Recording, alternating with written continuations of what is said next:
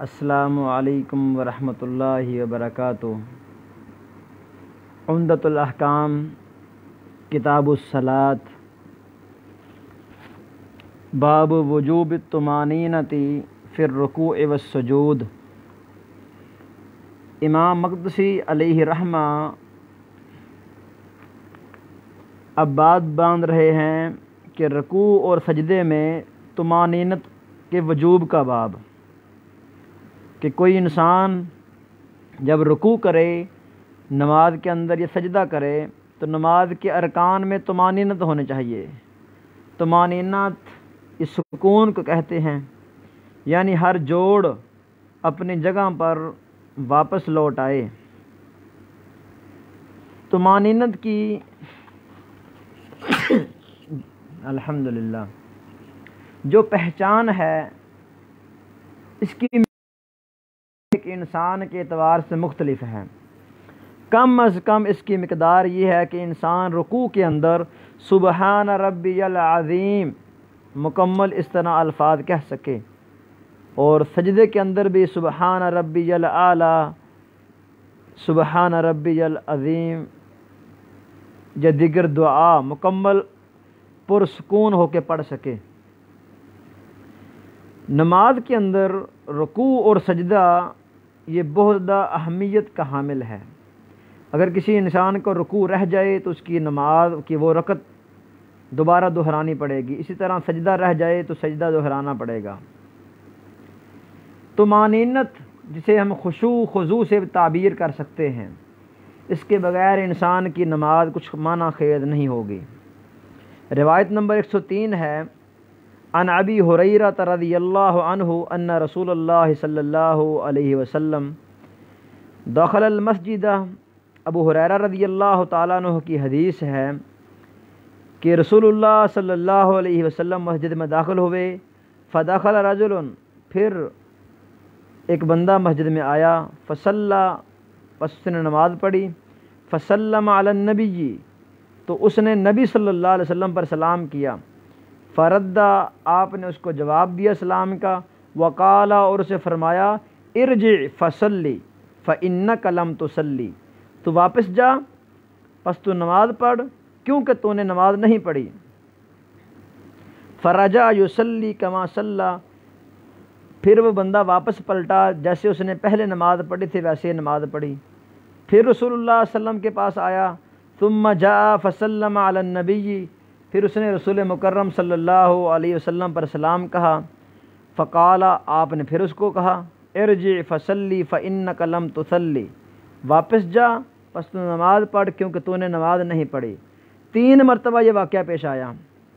فقال، اس بندے نے کہا، والذی بعثک بالحق، کی قسم ہے اس ذات کی جس نے آپ کو حق کے ساتھ بھیجا ہے، ما احسن غیرہ، میں اس جو میں نے نماز پڑھی اس سے اچھی نماز نہیں پڑھ سکتا، فعلمنی، آپ مجھے سکھا دیں۔ فقال، تو رسول اللہ صلی اللہ علیہ وسلم نے ارشاد فرمایا، اذا قمت الی الصلاۃ فکبر، جب تو کھڑا ہو نماز کی طرف تو تکبیر کہہ، ثم اقرأ ما تیسر معک من القرآن، پھر تو پڑھ جو میسر ہو تیرے ساتھ قرآن سے، جو آسان ہو تیرے ساتھ۔ سورۃ الفاتحہ کی قرأت کے بعد یہ ہے، ثم اقرأ ما تیسر معک من القرآن، ثم ارکع، پھر تو رکوع کر، حتی تطمئن راکعا، یہاں تک کہ تو رکوع کرنے کی حالت میں اطمینان والا ہو جائے، سکون کو حاصل کر لے، ثم ارفع، پھر تو کھڑا ہو رکوع سے، حتی تعدل قائما، یہاں تک کہ تو بالکل سیدھا سکون سے کھڑا ہو جائے، ثم اسجد، پھر تو سجدہ کر، حتی تطمئن ساجدہ، یہاں تک کہ تو سجدے کی حالت میں اطمینان کو پہنچ جائے، ثم ارفع حتی تطمئن جالسا، پھر تو سجدے سے سر اٹھا یہاں تک کہ تو بیٹھے تو سجدوں کے درمیان کتنا کہ تو اطمینان کی حالت کو پہنچ جائے، طمانینت کو حاصل کر لے، وفعل ذلک فی صلاتک کلھا، اور تو یہ کام اپنی بقیہ نماز یعنی بقیہ رکعات میں بھی اسی طرح کر۔ یہ روایت صحیح۔ باب وجوب القراءۃ للامام والماموم فی الصلوات کلھا، حدیث نمبر 724 ہے، اور صحیح مسلم کتاب الصلاۃ باب وجوب قراءۃ الفاتحہ فی کل رکعہ، حدیث نمبر 397 ہے۔ اس روایت سے امام مقدسی علیہ رحمہ کا باب وجوب الطمانینہ فی الرکوع والسجود مسئلہ ثابت ہو رہا ہے کہ نبی مکرم صلی اللہ علیہ وسلم نے اس صحابی کو طمانینت کی عدم موجودگی میں اس کی نماز کو باطل قرار دے دی، اس کی صحت کی نفی فرما دی۔ ارجع فصلی فإنک لم تصلی۔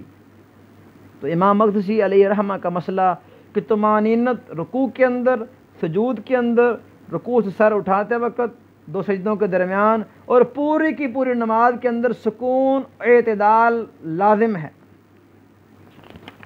اب ہم آتے ہیں اس روایت کی کچھ ذیلی تشریح کی طرف۔ داخل المسجد، تو نبی مکرم صلی اللہ علیہ وسلم کے بارے میں جب یہ الفاظ مدینہ میں بولے جائے، داخل المسجد، اس سے مسجد نبوی مراد ہوتی ہے۔ ہم کہہ سکتے ہیں کہ المسجد کے اوپر الف لام عہد ذہنی ہے۔ اگر کوئی اور مسجد ہو تو احادیث کے اندر اس کی تشریح موجود ہوتی ہے کہ مسجد بنی فلاں وغیرہ۔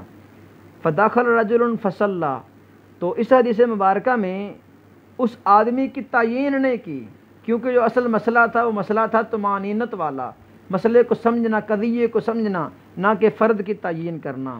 مسئلے کا حصول، حکم کا حصول اس آدمی کی تعیین کے بغیر بھی حاصل ہو رہا تھا۔ ثم جاء فسلم علی النبی، اس عبارت سے ظاہر ہو رہا ہے کہ اس نے نبی مکرم صلی اللہ علیہ وسلم پر کہا تھا السلام علیک یا رسول اللہ، یعنی تعیین کر کے اسلام کیا۔ ارجع، تو واپس لوٹ جا۔ یہاں اس روایت کریمہ میں جب آپ نے اسے ارجع دوبارہ کہا دوسری مرتبہ، تو صحیح البخاری دوسری جگہ پر یہ حدیث موجود ہے 793 نمبر پر، وہاں پر ہے کہ ان الرسول رد علیہ السلام، نبی مکرم صلی اللہ علیہ وسلم نے اس کو سلام کا جواب دینے کے بعد کہا تھا کہ تو واپس لوٹ جا۔ ارجی فصلی فإنک لم تصلی، مطلب کیا ہے کہ اعید الصلاۃ، اپنی نماز کو تو دہرا، دوبارہ لوٹا۔ فإنک لم تصلی، اس کا مطلب ہے کہ تو نے ایسی نماز نہیں پڑھی جو نماز تجھے بری و ذمہ قرار دے دے۔ یہ صحت کی نفی ہے رسول اللہ صلی اللہ علیہ وسلم کی طرف سے۔ تو وہ آدمی اپنی پہلے کی نماز کی طرح نماز دہرانے لگ پڑا۔ ثم جاء فسلم علی النبی فقال ارجی فصلی فإنک لم تصلی ثلاثا، گویا اس آدمی نے 3 مرتبہ اپنا فعل سر انجام دیا جس کو رسول مکرم صلی اللہ علیہ وسلم نے باطل قرار دیا اور دوبارہ کرنے کا حکم دیا۔ فقال والذی بعثک بالحق، اس آدمی نے آپ کو حق والا، آپ کی بات کو حق سمجھتے ہوئے یہ قسم اٹھائی۔ تو نبی مکرم صلی اللہ علیہ وسلم کے اس طریقہ کار میں 2 حکمتیں بالکل واضح ہیں۔ پہلی حکمت یہ ہے کہ آپ عبادات میں فاسد چیز کو بیان کرنا چاہتے ہیں کہ اگر انسان اس فاسد کام کا ارتکاب کر رہا ہے نماز میں، تو وہ کام چاہے انسان کر رہا ہے، اس فساد کی وجہ سے وہ کام ہو ہی نہیں رہا، تو اس کی نشاندہی کرنا چاہتے تھے نبی مکرم صلی اللہ علیہ وسلم۔ اور نمبر 2 کہ اللہ کے نبی صلی اللہ علیہ وسلم اس آدمی کے دل میں ایک شوق پیدا کر رہے تھے کہ وہ آدمی بتاتے خود پوچھنے لگا علمنی علمنی، اللہ کے نبی مجھے سکھا دیجئے، ما احسن غیرہ، میں اس کے علاوہ اچھا نہیں کر سکتا۔ تو پھر رسول اللہ صلی اللہ علیہ وسلم نے مکمل طریقہ کار سمجھایا اس کو۔ اذا قمت الى الصلاۃ فکبر، مطلب اللہ اکبر کہہ، اقرأ ما تیسر معک من القرآن، مطلب ما سہل علیک، سورہ فاتحہ ہر رکعت کے اندر پڑھنی ہی پڑھنی ہے، اس کے علاوہ جو تجھے قرآن آتا ہے وہ تو پڑھ لے۔ ثم ارکع حتی تطمئن راکعا، یعنی رکوع کر اپنی کمر کو جھکا یہاں تک کہ تیری کمر برابر سر کے مکمل جھک جائے۔ انحناء کامل کسے کہتے ہیں کہ انسان کی پیٹھ اور انسان کا سر دونوں برابر ہوں، جہاں تک کہ انسان سکون کو محسوس کرے رکوع کی حالت میں۔ ثم ارفع حتی تعدل قائما، یہاں الفاظ تعدلہ کے ہیں، تطمئنہ کے نہیں ہیں، تو یہ روات کی طرف سے تصرف ہے، دیگر روایات کے الفاظ حتی تطمئنہ بھی موجود ہیں۔ ثم اسجد حتی تطمئن ساجدہ ثم ارفع حتی تطمئن جالسہ وفعل ذلك فی صلاتک کلھا۔ اس سے مراد بقیہ رکعات میں بھی رسول اللہ صلی اللہ علیہ وسلم اپنے صحابی کو سکھا رہے ہیں کہ تو نے طمانینت کو، سکون کو، اعتدال کو اسی طرح لازم پکڑنا ہے۔ یہ حدیث مبارکہ امام محمد بن صالح علیہ عثیمین رحمہ اللہ کی الحمدللہ بفضل اللہ شرح جو ان کے تلامذہ نے ان کی کیسٹوں سے ریکارڈ کی، اس کی 2 جلدیں، پہلی جلد الحمدللہ ہم مکمل کر چکے ہیں۔ آغاز باب وجوب الطمانینہ فی الرکوع والسجود سے ہو رہا ہے۔ تو اس حدیث مبارکہ سے کئی ایک فوائد امام محمد بن صالح علیہ عثیمین رحمہ اللہ تعالی نے نقل کیے ہیں۔ پہلا فائدہ یہ ہے کہ رسول مکرم صلی اللہ علیہ وسلم مسجد کا خاص خیال رکھتے تھے۔ مسجد میں آپ کا آنا جانا بہت زیادہ تھا، بلکہ آپ کا اکثر بیٹھنا مسجد میں ہوا کرتا تھا کہ آپ لوگوں کو وہاں پر تعلیم دیتے تھے، ان کے دین کی رہنمائی کرتے تھے، باوجود اس بات کے کہ آپ اپنے گھر میں بھی جاتے تھے، اپنے اہل خانہ کے ساتھ کام بھی کرتے تھے۔ آپ صلی اللہ علیہ وسلم متواضع بھی تھے، آپ بکریوں کا دودھ بھی دھو لیتے تھے، جوتے بھی گان لیتے تھے، اپنے کپڑے کو بھی سی لیتے تھے، لیکن اس کے باوجود نبی مکرم صلی اللہ علیہ وسلم مسجد کے معاملات میں خاص تگ کرتے تھے۔ فائدہ نمبر 2 یہ ہے کہ رسول اللہ صلی اللہ علیہ وسلم کی اپنی امت کے بارے میں ایک خاص حرص تھی کہ آپ مسجد میں آنے والے پر نظر رکھ رہے ہیں اور اس کے فعل کو دیکھ رہے ہیں وہ کیا کر رہا ہے، تاکہ امت کے معاملات میں کسی چیز کی کمی بیشی نہ رہ جائے۔ اور رسول مکرم صلی اللہ علیہ وسلم نے اللہ کا یہ حکم کہ بلغ ما انزل الیک من ربک، اس کی 100/100 عین حق بحق حرف بحرف من و عن شریعت کو لوگوں تک پہنچا دیا ہے۔ فائدہ نمبر 3 کہ مسجد کے دخول کے وقت مشروعیت صلاۃ، جسے ہم تحیۃ المسجد کہتے ہیں، چاہے جائے یہ آدمی فرضی نماز پڑھ رہا تھا یا نفلی نماز پڑھ رہا تھا، لیکن تحیۃ المسجد یہ سنت مؤکدہ ہے جو نبی مکرم صلی اللہ علیہ وسلم سے ثابت ہے۔ ہر وقت جب بھی انسان باوضو ہو کر مسجد میں داخل ہو تو انسان اس نماز کو انسان کو پڑھنا چاہیے، انسان پڑھ سکتا ہے۔ فائدہ نمبر 4 یہ ہے کہ سلام جلساء پر کہنا یہ مشروع ہو گیا۔ ثم جاء فسلم علی النبی، تو سلام کہنے میں انسان کسی ایک شخص کو بھی اس وقت خاص کر سکتا ہے جب فتنہ فساد کا ڈر نہ ہو، وگرنہ جتنے بھی جالسین بیٹھے ہوئے ہیں تمام کو سلام کہہ دے اور ان میں سے ایک آدھا بندہ بھی اگر سلام کا جواب دے دیتا ہے تو ان کا فرض ادا ہو جائے گا۔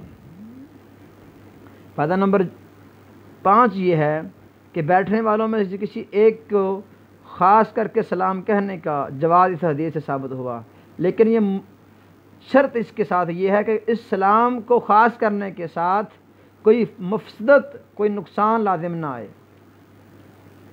فائدہ نمبر 6 یہ ہے کہ جب انسان نماز پڑھنے کا ارادہ کر رہا ہے تو انسان کے لیے لائق ہے کہ وہ بات کرنے والے لوگوں سے دور بیٹھے، کیونکہ رسول مکرم صلی اللہ علیہ وسلم نے اسے کہا ارجع فصلی، یہ نہیں کہا کہ میرے پاس ہی کھڑے ہو کے نماز پڑھنا شروع کر دے۔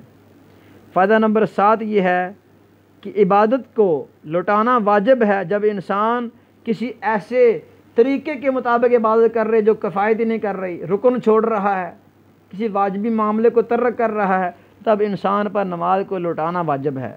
رسول اللہ صلی اللہ علیہ وسلم کا حکم فصلی فإنک لم تصلی، یہ حکم یہ امر وجوب کے لیے ہے۔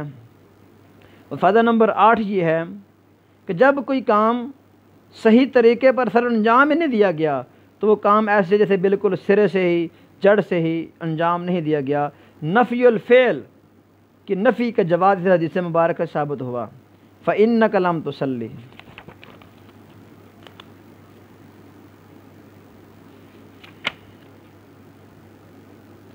فائدہ نمبر 9 ہے کہ انسان کسی کو تعلیم دینے کے لیے اس کے فاسد عمل پر نشاندہی کر سکتا ہے، اس کو پورے کا پورا طریقہ سمجھا سکتا ہے۔ فائدہ نمبر 10 یہ ہے کہ انسان سلام کا تکرار کرے، جب انسان مجلس بدل رہا ہے، تھوڑا سا دور جا رہا ہے واپس دوبارہ پھر آ رہا ہے تو سبب کی موجودگی میں سلام کا تکرار یہ ثابت ہو رہا ہے کیونکہ صحابی رسول نے پہلے سلام کہا، پھر گئے، پھر دوبارہ سلام کہا، اور صحابہ کرام رضوان اللہ علیہم اجمعین کی یہ روٹین تھی کہ جب وہ رستے میں چل رہے ہوتے، ان کے سینٹر میں جب درخت آ جاتا یا دیوار آ جاتی، جب دوبارہ ملتے تو سلام کہتے تھے، ان کا بعد پر سلام کہتا تھا۔ سنن ابی داود کے اندر کتاب الادب باب فی الرجل یفارق الرجل ثم یلقاہ، حدیث نمبر 5200 ہے، جس میں صحابہ کرام کا یہ عمل موجود ہے۔ فائدہ نمبر 11 یہ ہے کہ صحابہ کرام رضوان اللہ علیہم اجمعین کی ذہانت فطانت کیسی تھی؟ والذی بعثک بالحق، یہ جو مشہور قسم تھی اس سے صحابہ کرام اعراض کر رہے ہیں، واللہ کہنے کے بجائے والذی کہا ہے۔ مطلب کیا ہے؟ اس سے کہنے کا مطلب ہے کہ رسول اللہ صلی اللہ علیہ وسلم جو کہہ رہے ہیں وہ حق ہے، اور آپ کا فرمان لم تصلی یہ حق ہے، اور صحابی رسول کا والذی بعثک بالحق کہنا اس توجیہ ہی کی بنا پر تھا۔ فائدہ نمبر 12 کہ رسالت النبی صلی اللہ علیہ وسلم کا اس بات اس حدیث مبارکہ سے والذی بعثک بالحق۔ فائدہ نمبر 13 ہے کہ نبی مکرم صلی اللہ علیہ وسلم جو بھی چیزیں لے کر آئے ہیں، چاہے وہ اخبار ہیں، چاہے وہ احکام ہیں، وہ سارے کے سارے صدق و عدل ہیں، اور تمام کی تمام شریعت یہ حق ہے۔ رسول اللہ صلی اللہ علیہ وسلم کی طرف جو صحیح احادیث منسوب ثابت ہو جائیں وہ دین ہے۔ فائدہ نمبر 14 یہ ہے کہ شریعت الاسلامیہ انسان کے لیے کافی ہے۔ آدمی کا شریعت کا لحاظ رکھنا اس کا آدمی پر واجب ہے۔ فماذا بعد الحق الا الضلال، اس حق کو ماننا، اس کو واجب سمجھنا، اس پر قناعت اختیار کرنا یہی ضروری ہے، اور انسان کو بحوث کی طرف، کیفیت، وجوہات کی طرف، حکمتوں کی طرف نہیں جانا چاہیے، کیونکہ بندہ اللہ کی طرف سے حکم دے جانے والا ہے، اور نبی مکرم صلی اللہ علیہ وسلم کی طرف سے دین شریعت کو مکمل کر دیا گیا ہے۔ فائدہ نمبر 15 ہے کہ جو شخص عالم نہیں ہے اس کو سکھانا واجب ہے۔ عبادات کو مکمل ادا کرنا فرداً انسان پر واجب ہے، تو وہ چیزیں جن کے ذریعے عبادت مکمل نہیں ہوتی ان کو سیکھنا، ان کو باہم سکھانا یہ وجوب کا درجہ رکھتا ہے۔ فائدہ نمبر 16 یہ ہے کہ سوال مذمومہ یا مذمومہ سوال ان سے بچاؤ کرتے ہوئے انسان صحیح سوالات اہل علم سے، اہل ذکر سے کر سکتا ہے، اس لیے صحابی رسول نے کہا فعلمنی۔ فائدہ نمبر 17 یہ ہے کہ نماز کہ آغاز کرنے کا طریقہ وہی اختیار کیا جائے گا جو رسول مکرم صلی اللہ علیہ وسلم کے طریقے سے ثابت ہے۔ اذا قمت الی الصلاۃ فکبر، اللہ اکبر کہہ کے وجوب التکبیر عند دخول فی الصلاۃ، یہ چیز ثابت ہو رہی ہے۔ اس کے علاوہ بھی بہت سارے فوائد اس حدیث مبارکہ سے ثابت ہوتے ہیں، مثلا رکوع سے سر اٹھانا، اس کا وجوب، کیونکہ یہ رکن ہے، نماز اس کے بغیر مکمل نہیں ہو سکتی، اس لیے سجدہ کرنا، سجدے کے اندر طمانینت جو امام مقدسی علیہ رحمہ کا باب باندھنے کا مقصد ہے، حتی تطمئن ساجدہ ثم مسجد، اور رسول اللہ صلی اللہ علیہ وسلم کا فرمان کہ امرت ان اسجد علی 7 اعظم، جب انسان 7 ہڈیوں کو زمین پر لگاتا ہے، سنت کے سجدہ کرتا ہے، تو خود بخود ہی انشاءاللہ طمانینت انسان کے سجدے میں آ جائے گی۔ اور اس سے حدیث مبارکہ سے سب سے اہم بات جو ثابت ہوئی وہ رسول اللہ صلی اللہ علیہ وسلم کا فرمان کہ تو یہ کام اپنی بقیہ ساری نماز میں کر، وفعل ذالک فی صلاتک کلھا، مطلب کیا ہے کہ قیاس کر لے، جس طرح پہلی رکعت میں نے تجھے سکھا دیا ہے، طمانینت رکوع کے اندر بھی ہونی چاہیے، طمانینت سکون اعتدال انسان کے رکوع کے بعد قیام کے اندر بھی ہونا چاہیے، سجدے کے اندر بھی، تو سجدوں کے درمیان بھی، دوسرے سجدے میں بھی، اور جلسۃ الاستراحت میں بھی طمانینت کہ انسان کچھ دیر ٹھہرے، بغیر اذکار کے، بغیر تکبیر کہے پھر کھڑا ہو جائے۔ اللہ تعالیٰ اس حدیث مبارکہ کو سمجھ کر اس کے مطابق ہمیں عمل کرنے کی توفیق عطا فرمائے، اور نماز خصوصاً رکوع و سجود کے اندر طمانینت کو اختیار کرنے کی توفیق عطا فرمائے۔ واقول قولی ھذا واستغفر اللہ واتوب الیہ۔